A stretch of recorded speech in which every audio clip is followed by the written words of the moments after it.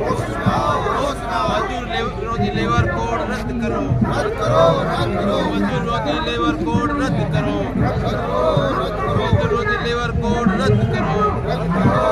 इंकलाब जिंदाबाद, सीआईटीयू जिंदाबाद, trade union की एकता जिंदाबाद, मजदूर किसान एकता जिंदाबाद। केंद्र सरकार मुर्दाबाद, केंद्र सरकार होश में आओ, मजदूर विरोधी लेबर कोड रद्द करो, मजदूर विरोधी लेबर कोड रद्द करो, मजदूर विरोधी लेबर कोड रद्द करो। कानून कैसे बदला?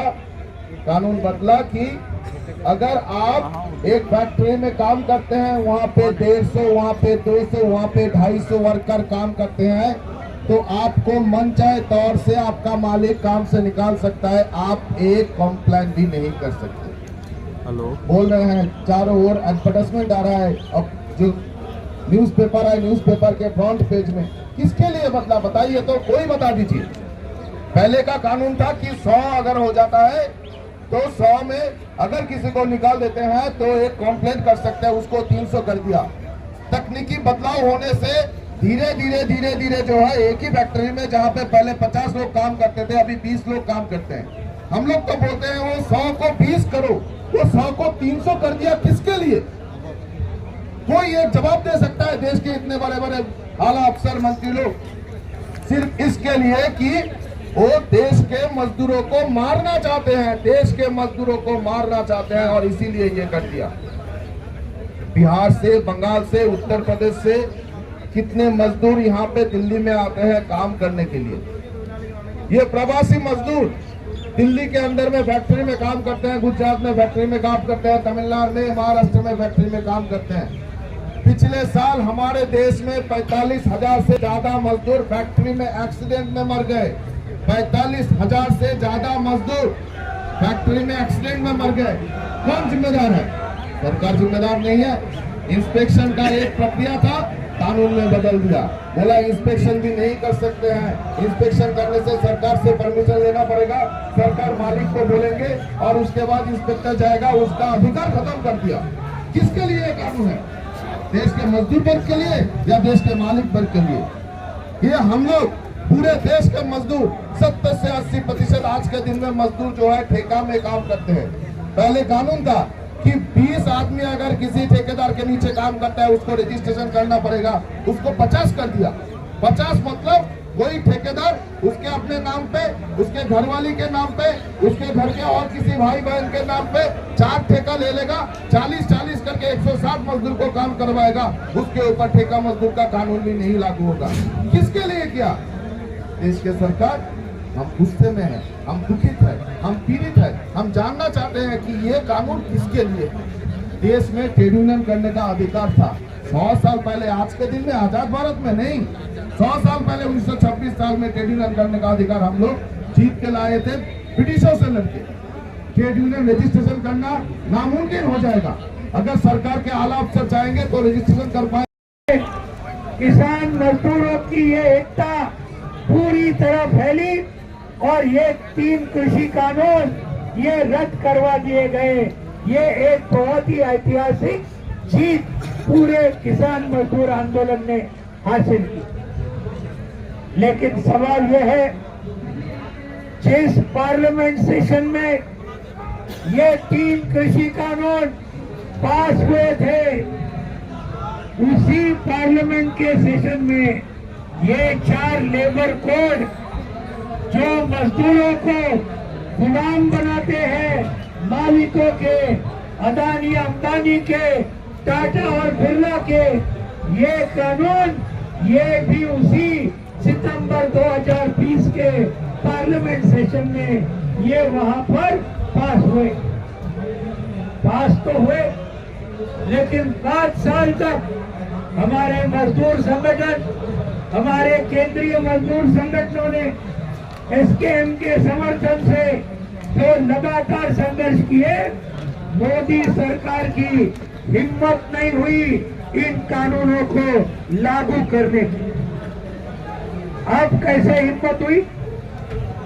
बिहार में इन्होंने ये जो चुनाव जीता, और चुनाव जीता कैसे जीता हम लोग सब जानते हैं।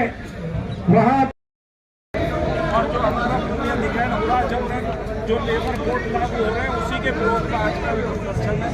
और ये एकता बनाने की हमारी पूरी ताकत के साथ बना रहे हैं और हम कोशिश कर रहे हैं कि एमएसपी के सवाल कर्जमाफी के सवाल वो चाहिए काम हो जाएगा और लेबर लोगों का बना हुआ है जैसा कि पैसा किया जाता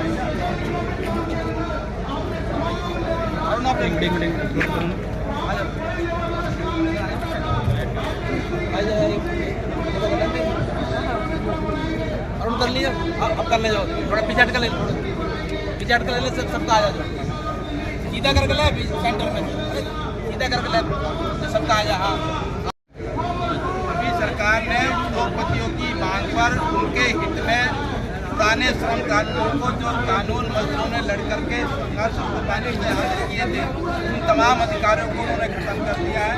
मजदूर की परमानेंसी खत्म हो जाएगी, पूरा ठेकेदारी की छुट्टी दी गई है, मजदूर को जब चाहे नौकरी से निकाला जा सकता है। सारी चीजें इसमें हैं। तो पहले बंद करने के लिए जहाँ 100 मजदूर होते थे सरकार से परमिशन लेने की जरूरत होती थी, उन्होंने जो है 300 कर दिया, यानी कि बड़े बड़े कारखाने को जब मालिक चाहे तब बंद कर देगा।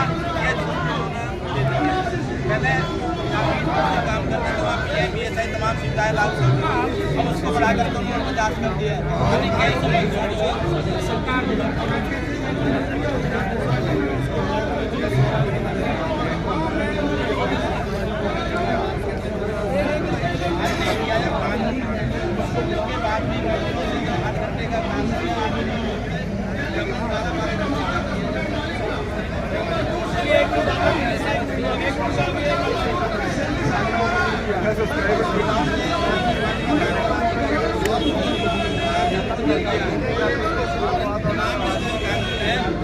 वेतन की कोई गारंटी नहीं है।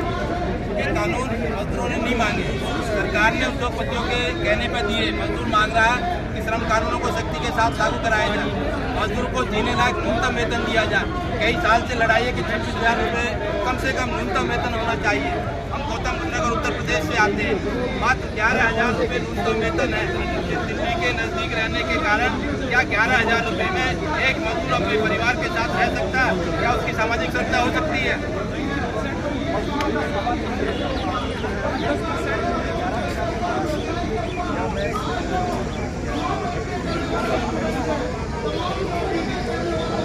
बिल्कुल संभव है।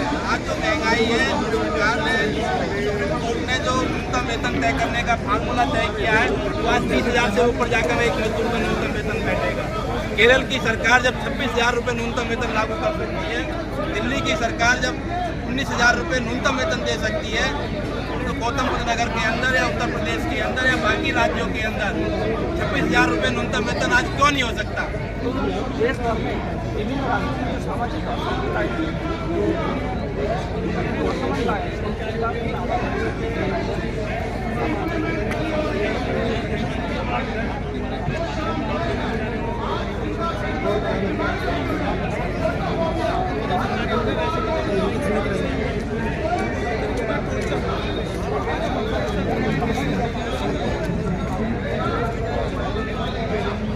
तीन कृषि कानूनों को जब सरकार ने किसानों की मांग पर स्थानीय विचार करके उनको जो है MSP की गारंटी करने का वादा किया था।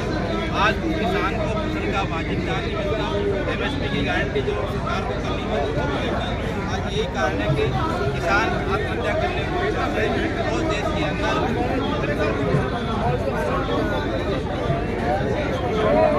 MSP नहीं मिलता, गन्ने का रेट बढ़ाया, उसने बहुत न्यूनतम बढ़ाया।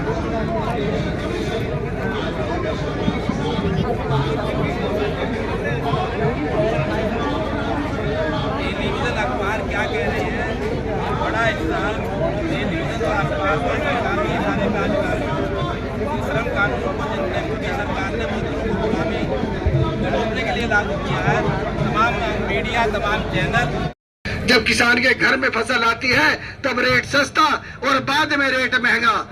दोस्तों, इन्होंने पूरे देश पर हर किसान मजदूर पर कब्जा कर लिया है। किसान विरोधी और मजदूर विरोधी ये सरकार है, हमें इसका पुरजोर विरोध करना चाहिए।